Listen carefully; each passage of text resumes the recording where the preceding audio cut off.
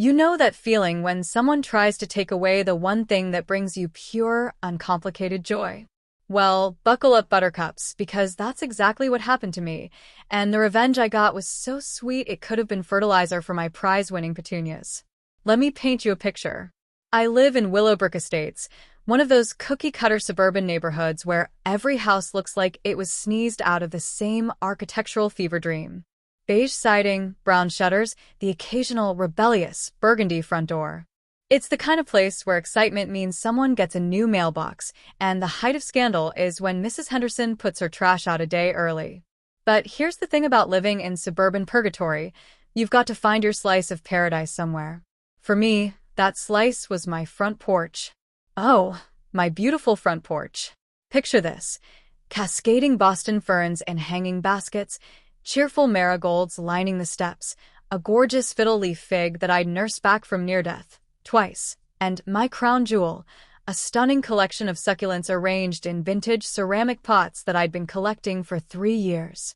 Every morning, I'd take my coffee out there and just breathe.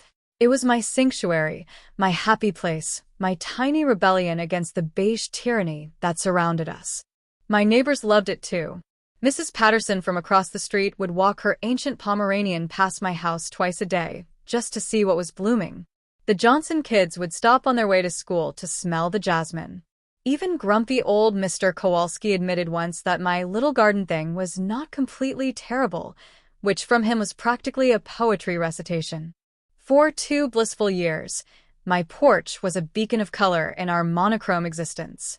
The previous HOA president, Margaret, was a reasonable woman who understood that a few plants never hurt anyone.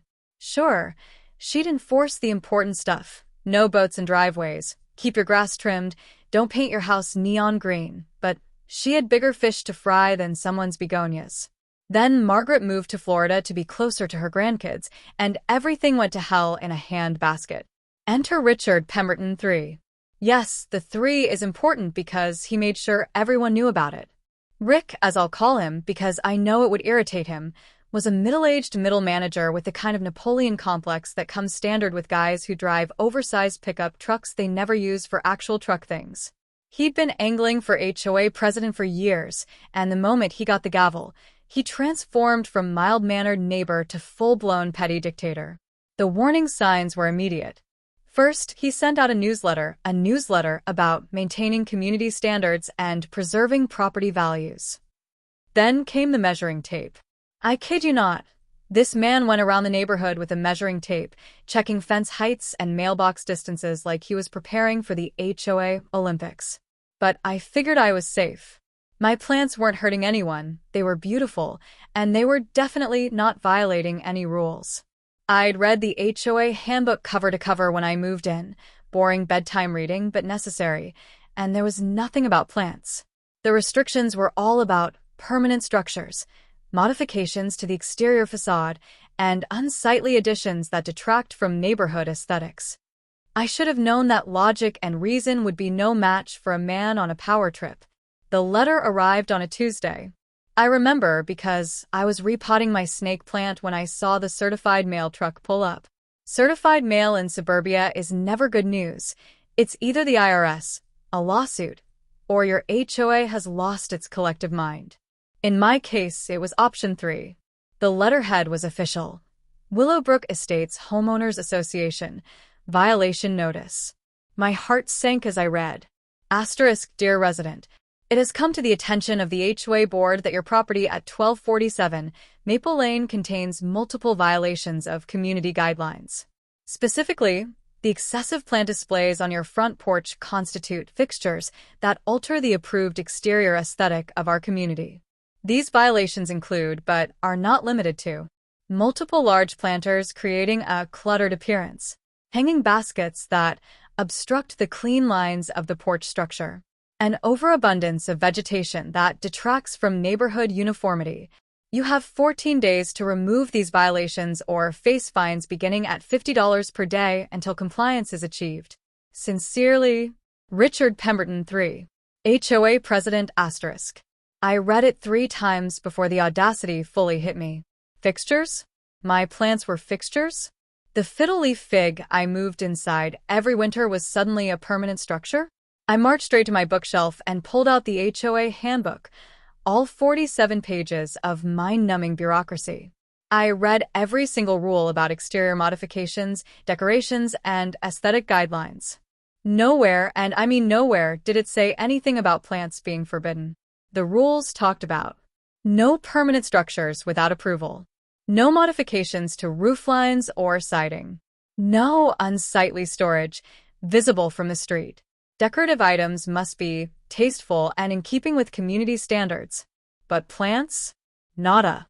Zilch. Not a word. Armed with my research, I called Rick the next day. Mr. Pemberton? This is Sarah from Maple Lane. I received your letter about my porch plants, and I think there might be some confusion. No confusion at all, he replied in that smug tone that middle managers perfect over years of making other people's lives miserable. Your garden is clearly in violation of our community standards. But sir, I've read the handbook thoroughly, and plants aren't mentioned anywhere in the restrictions. The rules only address permanent structures and modifications. Those planters are fixtures. Fixtures require approval. But they're not permanent. I move them when I repot. I bring some inside during winter. The decision has been made. Remove them or face the consequences. And he hung up on me. Actually hung up. Like we were in some corporate drama, and he was the villain storming out of a boardroom. I stared at my phone in disbelief. This was insane. I decided to appeal to the full board. Surely the other members would see reason. I spent the next evening crafting a careful, respectful appeal letter. I included photos of my plants, references to the specific handbook sections, and even testimonials from neighbors about how much they enjoyed my garden display. I hand-delivered copies to all 5 board members. The response came back within a week. Appeal denied. Please comply with the original notice. That's when I realized I was dealing with people who had no intention of being reasonable. Rick had decided he didn't like my plants, and he was going to abuse his tiny amount of power to make me suffer for it. But here's the thing about pushing someone who's spent 3 years lovingly caring for plants in a beige wasteland. We know how to be patient, persistent, and surprisingly creative when backed into a corner. I went back to that handbook with a fine-tooth comb. If Rick wanted to play by the rules, then by God, I was going to learn every single one of them. And that's when I found it. Section 4.7, subsection C. Decorative lawn ornaments and seasonal displays are permitted provided they are tasteful and do not exceed reasonable size limitations. Lawn ornaments. Not a single mention of plants being forbidden, but lawn ornaments? Those were explicitly allowed. A plan began to form in my deliciously vindictive brain.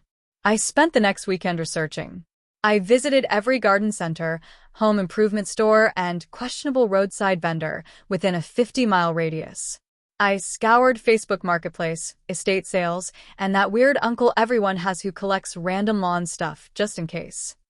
By the end of my shopping spree, my garage looked like a discount lawn ornament warehouse had exploded. I had 7 pink flamingos of varying sizes, including one that was nearly 4 feet tall. A family of lawn geese with seasonal outfits. I'm talking tiny pilgrim hats, Christmas sweaters, the works. 4 different gnomes, including one mooning gnome that I was particularly proud of. 2 spinning whirligigs shaped like roosters. A collection of reflective gazing balls that could probably be seen from space. A concrete turtle large enough to be someone's ottoman. Multiple yard signs with sayings like, "Welcome to our nest" and "Gnome, sweet gnome." And my piece de resistance, a 6-foot-tall metal sunflower sculpture that spun in the breeze. Everything was technically within the size limitations I measured. All of it was definitely decorative lawn ornaments, and while the tasteful part was questionable, taste is subjective, isn't it? The night before the HOA's deadline, I worked until 2 a.m. I carefully, lovingly moved every single plant into my garage and basement.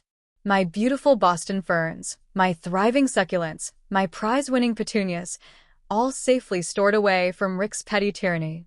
And then I began the installation. By morning, my front porch and yard looked like Las Vegas had a baby with a Florida retirement community gift shop. The flamingos were arranged in a perfect formation along my walkway. The gnomes were strategically placed among the gazing balls, creating what I liked to call a mystical garden gathering.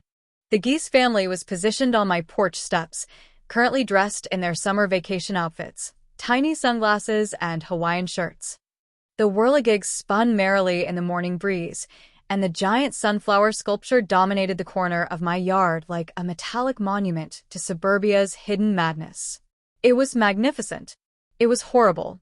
It was completely, totally, 100% within HOA guidelines. I waited by my window with my morning coffee, watching for reactions. Mrs. Patterson was first. She rounded the corner with her Pomeranian and stopped dead in her tracks. For a full minute, she just stared. Then I saw her shoulders start shaking. She was laughing so hard she had to lean against a tree. She actually applauded before continuing her walk. The Johnson kids were next. I heard them before I saw them. Whoa, look at all the cool stuff. Mom, can we get a mooning gnome too? By noon, I'd had more visitors than a dying relative gets during the holidays. Neighbors I'd barely spoken to were knocking on my door to congratulate me on my creative interpretation of the HOA rules. Old Mr. Kowalski shuffled over specifically to tell me it was the most beautiful damn thing he'd seen in years. But the real show started when Rick's white Escalade pulled into his driveway across the street. I watched from my kitchen window as he got out of his car, looked toward my house, and did the most perfect double take I've ever witnessed. His mouth literally fell open. He stood there for what had to be 5 minutes, just staring at my ornamental wonderland. Then he started marching toward my front door, and I knew showtime had arrived. The doorbell rang, and I opened it with my biggest, most innocent smile. "Hi, Rick.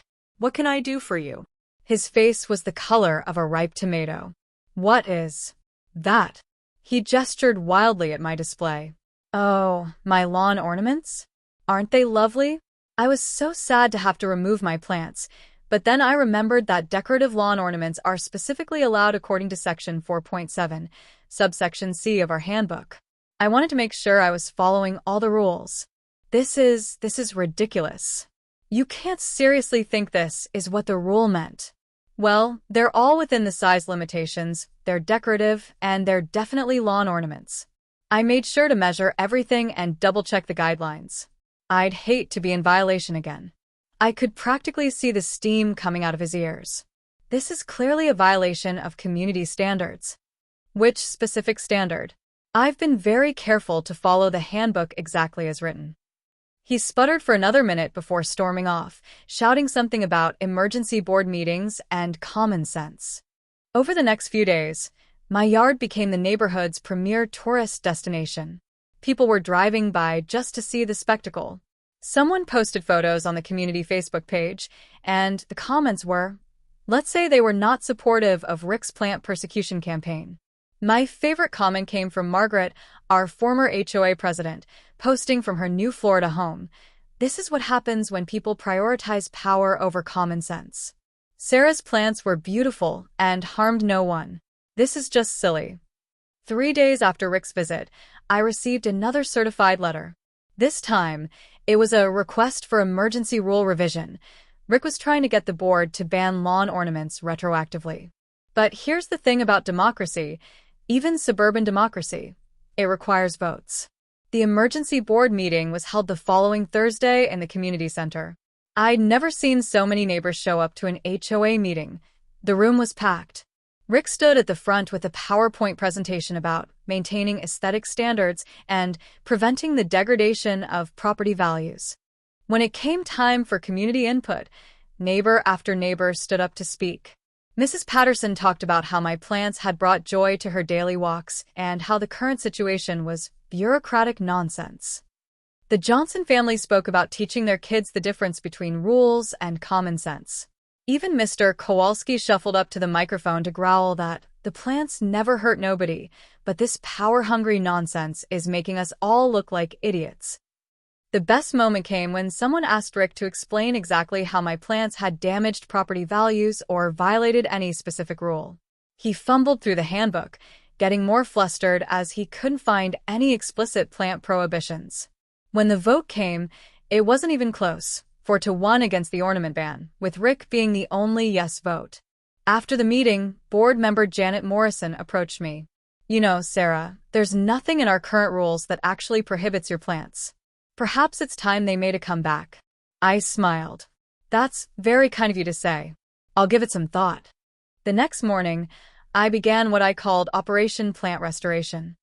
But here's where my story takes a deliciously petty turn. I didn't remove all the ornaments.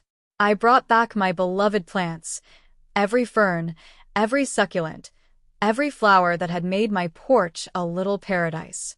But I also kept a few of my new friends. The gnome family found a permanent home among my hostas. 2 of the flamingos took up residence near my front steps. And that magnificent spinning sunflower? It became the centerpiece of my newly expanded garden display. My porch was more beautiful than ever, a perfect blend of natural beauty and whimsical rebellion. Rick tried to avoid eye contact whenever he saw me, but I made sure to wave cheerfully from my ornament-enhanced garden every morning when he left for work.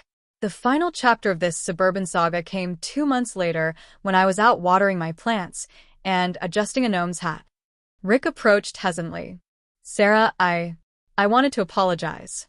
I may have gotten a bit carried away with the rules. I looked up from my watering can, genuinely surprised. That's very kind of you to say, Rick. Your garden really does look nice. And the neighbors seem to enjoy it. Thank you. You know, there's always room for more plants in the neighborhood if you ever want to try gardening. He actually smiled, a real one, not his corporate middle manager grimace. Maybe I will. He never did take up gardening, but he also never bothered anyone about their plants again. In fact, the following spring, at least 6 other houses in the neighborhood sprouted their own porch gardens. As for me, I'm still living happily in my slightly less beige corner of suburbia. My plants are thriving, my ornamental friends add a touch of whimsy to the everyday, and my morning coffee tastes a little sweeter when I'm surrounded by beauty I fought to keep. The moral of the story? Sometimes the best way to deal with petty tyranny is with a healthy dose of malicious compliance and a really good sense of humor. Also, never underestimate the power of a well-placed lawn gnome. Update: Rick resigned as HOA president 6 months later to focus on family. Our new president is Mrs. Patterson, who immediately amended the handbook to explicitly protect residential gardening and plant displays. My plants and I couldn't be happier. Edit. Holy cow. Thanks for all the awards. For those asking, yes, I still have photos of the great ornament display of 2023, and yes, the mooning gnome is still part of my garden family. Some battles are worth fighting, and some victories are worth celebrating with plastic waterfowl. Thanks for reading my suburban saga. Remember, life's too short for ugly neighborhoods and petty dictators. Plant something beautiful and let it grow.